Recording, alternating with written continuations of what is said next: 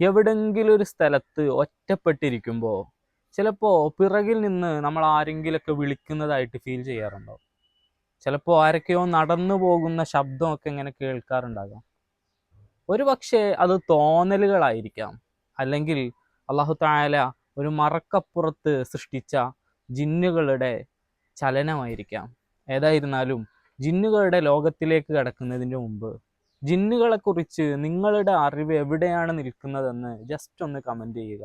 അതുപോലെ തന്നെ ഏത് സമയത്താണ് നിങ്ങൾ ഈ വീഡിയോ കണ്ടുകൊണ്ടിരിക്കുന്നത് എന്ന സമയം കൂടെ കമൻറ്റിൽ രേഖപ്പെടുത്തുക. നമ്മുടെ കണ്ണുകൊണ്ട് കാണുന്ന ഒരു വിഭാഗമാണ് നമ്മളെപ്പോലെയുള്ള മനുഷ്യരെന്ന് പറയുന്നത്. എന്നാൽ നമ്മുടെ കാഴ്ചക്കപ്പുറത്ത് അള്ളാഹു തായാല പലതും സൃഷ്ടിച്ചു വച്ചിട്ടുണ്ട്. അതിൽപ്പെട്ട ഒരു വിഭാഗമാണ് ജിന്നുവർഗം എന്ന് പറയുന്നത്. ഈ ജിന്നുകളുടെ ലോകം ഏറെ കൗതുകകരമാണ്. അള്ളാഹു തായാല അവരുടെയും നമ്മുടെയും ഇടയിൽ ഒരു മറയായി സൃഷ്ടിച്ചിട്ടുള്ളത് നമുക്ക് ഏറ്റവും വലിയ ഒരു കാരുണ്യമായിട്ടാണ് അള്ളാഹു തായാല ചെയ്തു തന്നിട്ടുള്ളത്. കാരണം നമ്മുടെ കണ്ണുകൊണ്ടെങ്ങാനും ജിന്നുകളെ കാണുകയാണെങ്കിൽ സദാസമയവും പേടിച്ചിരിക്കുന്ന ഒരു സാഹചര്യം നമ്മുടെ ജീവിതത്തിൽ വന്നു പോവുകയും അത് നമ്മുടെ ജീവിതത്തിൻ്റെ ക്രമസമാധാനം തകർക്കുന്ന രീതിയും ഉണ്ടാകും. അതുകൊണ്ടാണ് ഒരു പക്ഷേ അള്ളാഹു തായാല നമുക്കിടയിൽ ഒരു മറ സൃഷ്ടിച്ചു വെച്ചിട്ടുള്ളത്. മനുഷ്യനെ അള്ളാഹു തായാല സൃഷ്ടിച്ചിട്ടുള്ളത് മണ്ണുകൊണ്ടാണെങ്കിൽ ജിന്നുകളെ അള്ളാഹു തായാല സൃഷ്ടിച്ചിട്ടുള്ളത് തീ കൊണ്ടാണ്.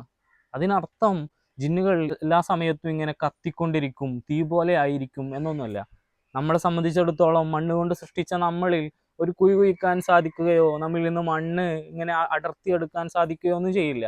അതിനു പകരം അള്ളാഹു തായാല മനുഷ്യനിൽ ഒരു മണ്ണിൻ്റെ സ്വഭാവമാണ് വെച്ച് തന്നിട്ടുള്ളത്. എന്നാൽ ജിന്നുകളെ സംബന്ധിച്ചിടത്തോളം അള്ളാഹു തായാല അവർക്ക് നൽകിയിട്ടുള്ളത് ഒരു തീയിൻ്റെ സ്വഭാവമാണ്. മണ്ണിൻ്റെ സ്വഭാവം എന്ന് പറയുമ്പോൾ മണ്ണിന് പല സ്വഭാവങ്ങളുള്ള മണ്ണുകൾ ഉണ്ടാകും. ഈ ഫലഭൂഷ്ഠമായ മണ്ണും ഒരു ഗുണമില്ലാത്ത മണ്ണുകളും മണ്ണിൻ്റെ കൂട്ടത്തിൽ ഉണ്ടാകും. എന്തെങ്കിലും ഒരു വിത്തിടുമ്പോഴേക്കും തളിർത്ത് വളരുന്ന നല്ല രീതിയിലുള്ള മണ്ണുകൾ ഉണ്ടാകും. എന്നാൽ ഒന്നിനും കൊള്ളാത്ത മണ്ണും ഈ മണ്ണിൻ്റെ വർഗത്തിൽ തന്നെ ഉണ്ടാകും. അതുപോലെ തന്നെയാണ് മനുഷ്യനും. എന്തെങ്കിലും നന്മകൾ കിട്ടുമ്പോൾ വലിയ രീതിയിൽ സ്വീകരിക്കാനും മറ്റുള്ളവർക്ക് പകർന്നു കൊടുക്കാനും ഒക്കെ കഴിയുന്ന മനുഷ്യരുണ്ടാകും. എന്നാൽ ഒന്നുകൊണ്ട് ഉപകാരമില്ലാത്ത മനുഷ്യന്മാരും മനുഷ്യർക്കിടയിൽ ഉണ്ടാകും. എന്നാൽ ജിന്നുകളെ സംബന്ധിച്ചിടത്തോളം തീ കൊണ്ട് സൃഷ്ടിച്ച ജിന്നുകൾക്ക് തീയിൻ്റെ സ്വഭാവം എന്ന് പറയുന്നത് എല്ലാ സമയത്തും അഗ്രസീവായിട്ട് പ്രതികരിക്കുക എന്നുള്ളതാണ്. അതുപോലെ തന്നെ ജിന്നുകളുടെ സ്വഭാവവും കുറച്ച് ഗൗരവമേറിയ സ്വഭാവത്തിൻ്റെ ഉടമകളാണ്. അല്ലാഹു തആല നമുക്കിടയിൽ ഒരു മറ സൃഷ്ടിച്ചു എന്ന് പറയുമ്പോൾ നമ്മൾ ആധുനിക സയൻസിലേക്ക് കടന്നു വരാം. ചെറിയ ബാക്ടീരിയയെ കണ്ടെത്താനുള്ള വലിയ മാധ്യമങ്ങൾ ഇന്ന് ആധുനിക ശാസ്ത്രത്തിൽ ലഭ്യമാണ്. എന്നാൽ നമ്മൾ ആഗ്രഹിക്കുന്ന സമയത്ത് നമ്മളെപ്പോലെ നമുക്കിടയിൽ ജീവിക്കുന്ന ഒരു വിഭാഗമായ ജിന്നുകൾ അവരുണ്ടെന്ന് ഉറപ്പായിട്ടും അവരെ കണ്ടെത്താനുള്ള ഒരു മാധ്യമം ആധുനിക സയൻസിന് കണ്ടെത്താൻ സാധിച്ചിട്ടില്ല. മാത്രമല്ല ഇനി വരുന്ന കാലത്തും അത് കണ്ടെത്തുക എന്നത് ഒരിക്കലും പോസിബിൾ ആയിട്ട് നമുക്ക് തോന്നുന്നില്ല.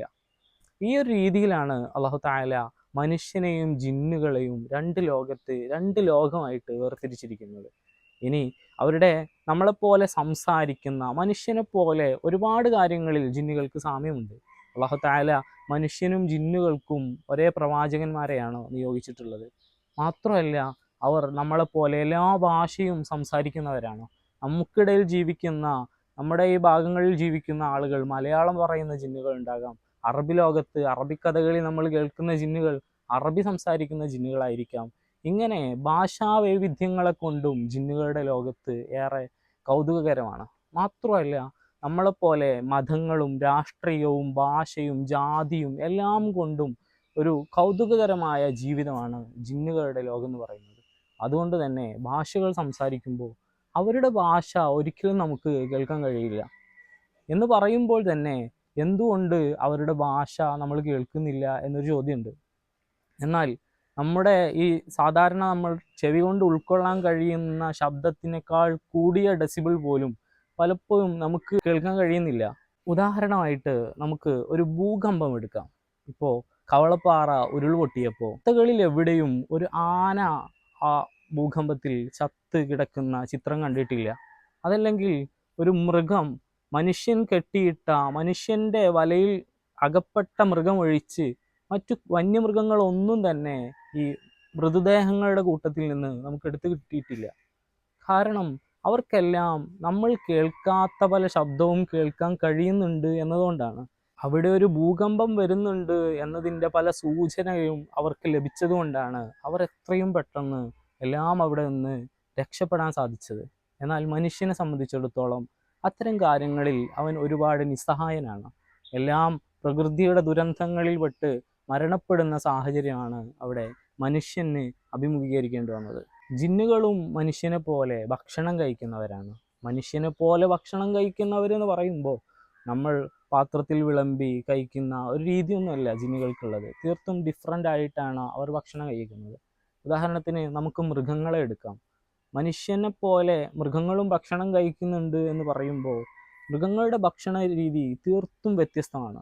അതുപോലെ തന്നെ ജിന്നുകളുടെ ഭക്ഷണ രീതിയും മനുഷ്യനിൽ നിന്ന് തീർത്തും വ്യത്യസ്തമാണ്. അവർ കഴിക്കുന്നത് ഈ മനുഷ്യൻ ഉപേക്ഷിച്ച എല്ലുകൾ, അതുപോലെ കാഷ്ടം പോലെയുള്ള പലതും അവർ ഭക്ഷിച്ചുകൊണ്ടാണ് അവരുടെ ജീവിതം മുന്നോട്ട് പോകുന്നത്. പിന്നെ ഏറെ കൗതുകകരമായ കാര്യം എന്ന് പറയുന്നത് അവർ താമസിക്കുന്നത് ഈ മനുഷ്യൻ ഉപേക്ഷിച്ചു പോയ കെട്ടിടങ്ങളിലോ ആൾ താമസമില്ലാത്ത സ്ഥാപനങ്ങളിലോ അതല്ലെങ്കിൽ മരുഭൂമികളിലോ ഗുഹകളിലോ മാളങ്ങളിലോ ഒക്കെയാണ് അവരുടെ താമസം എന്ന് പറയുന്നത്. പ്രവാചകർ സല്ലല്ലാഹു അലൈഹി വസല്ലമ തങ്ങൾ നമ്മളോട് പറയുകയുണ്ടായി, നിങ്ങൾ മാളങ്ങളിൽ മൂത്രമൊഴിക്കരുതെന്ന്. അതുപോലെ തന്നെ എല്ലുകളിലേക്ക് നിങ്ങൾ മൂത്രമൊഴിക്കരുതെന്ന്. ഈ മനുഷ്യനല്ലാത്ത ഒരു വർഗവും ഇവിടെ ഉള്ളത് കൊണ്ടാണ് പ്രവാചകർ സല്ലല്ലാഹു അലൈഹി വസല്ലമ തങ്ങൾ ഇത്തരത്തിൽ നമ്മളോടൊരു കൽപ്പന നൽകിയിട്ടുള്ളത്. നമ്മുടെ മുൻഗാമികളൊക്കെ പറയുന്നത് കേൾക്കാം, നമ്മുടെ മുമ്പിൽ ഒരു പാമ്പിനെ കാണുകയാണെങ്കിൽ ഈ 1-2 തവണ അതിനോട് പോകാൻ പറഞ്ഞതിന് ശേഷമേ അത് പോയിട്ടില്ലെങ്കിൽ അതിനെ കൊല്ലാൻ പാടുള്ളൂ എന്ന്. അതിൻ്റെ കാരണമായിട്ട് പറയുന്നത് ഈ ജിന്നുകൾ ഏറ്റവും കൂടുതൽ രൂപമാറ്റം സംഭവിക്കുന്നത് പാമ്പുകളുടെയൊക്കെ കോലത്തിലേക്കാണ്.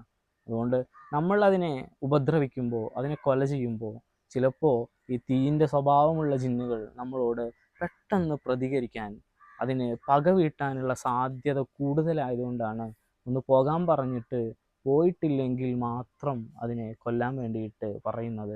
ഈ മനുഷ്യൻ്റെ ഭാഷ തിരിയുന്നത് കൊണ്ട് തന്നെ പോകാൻ പറയുമ്പോൾ ജിന്നുകളാണെങ്കിൽ അത് പോകാനും, അതല്ല സാധാ പാമ്പുകളാണെങ്കിൽ അവിടെ തന്നെ നിലയുറപ്പിക്കാനും സാധ്യതയുണ്ട് എന്നതുകൊണ്ടാണ് ഇത്തരത്തിലൊരു ഫിലോസഫി അവിടെ വർക്കാവുന്നത്. ഒരു മനുഷ്യൻ്റെ ആയുസ് എന്ന് പറയുന്നത് കേവലം 60-70 വർഷത്തെയൊക്കെ കാലയളവായിരിക്കാം. എന്നാൽ ഇത് ജിന്നുകളിലേക്ക് വെച്ച് നോക്കുമ്പോൾ അവർക്ക് ഒരു 60 വർഷം എന്നതൊക്കെ ചെറിയ കാലയളവാണ്. അവരുടെ ജീവിതത്തിൻ്റെ കാലയളവ് വരുന്നത് 400-500 വർഷക്കാലത്തെ അതിനപ്പുറമുള്ള വലിയ ആയുസ്സാണ് അള്ളാഹു തആല ജിന്നുകൾക്ക് നൽകിയിട്ടുള്ളത്. ഇത്തരത്തിൽ ഏറെ വൈവിധ്യമേറിയ ഒരു ജീവിതക്രമവും ജീവിത രീതിയുമാണ് നമുക്കിടയിൽ തന്നെ ജീവിക്കുന്ന, നമ്മൾ കാണുന്നില്ലെങ്കിലും നമ്മളെ കാണുന്ന ജിന്നുകളുടെ ലോകം എന്ന് പറയുന്നത്. ഈ ജിന്ന് ലോകത്തിൻ്റെ വൈവിധ്യങ്ങളുടെ തുടർഭാഗം നമുക്ക് അടുത്തൊരു വീഡിയോയിൽ സംസാരിക്കാം. തീർച്ചയായും അദൃശ്യമായ പലരും നമുക്കിടയിൽ ജീവിക്കുന്നുണ്ട് എന്നൊരു യാഥാർത്ഥ്യത്തെ പ്രാഥമികമായിട്ട് മനസ്സിലാക്കി വെക്കുക.